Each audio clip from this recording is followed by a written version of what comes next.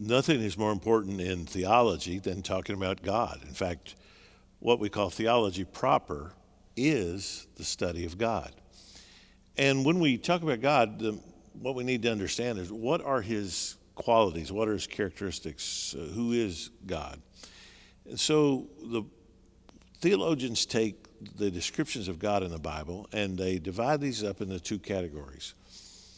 There are the attributes of God that we call communicable attributes. These are the things that God shares with us. He can give us things like justice. He can give us holiness. There are a lot of characteristics of God, like his wisdom. These are things that he shares with humanity. There are some characteristics of God, however, the incommunicable attributes of God, that we can never have. The most common of those, the ones that we talk about the most, are for instance, his omnipotence. God is all powerful. He's not merely powerful, he's all powerful. He's omniscient. He knows everything. He is omnipresent. He's everywhere at once. Obviously, humanity can't share in that. There's no way we can ever be everywhere at once. We're always going to be finite and at a particular point in space and time. But one of the attributes of God, the incommunicable attributes of God that we probably don't talk about enough, is one called his aseity, Aseity. And that is simply a word that means he depends on nothing. He is completely self-existent. And that's completely different than I am. For instance, I depend on my heart to keep beating. I depend on my brain to function. I depend on my lungs to breathe for me. I am part of this time-space mass continuum. I depend on a lot of things. God, however, is completely self-existent.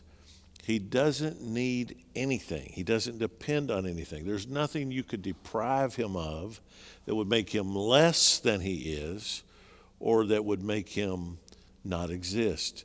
He is completely whole within himself. Now, why does that matter?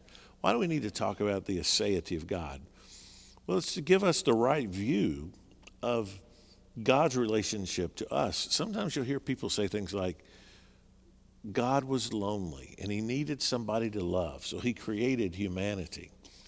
Now, that really makes God in need of therapy, and we are the things that make him whole. That's a terrible view of God.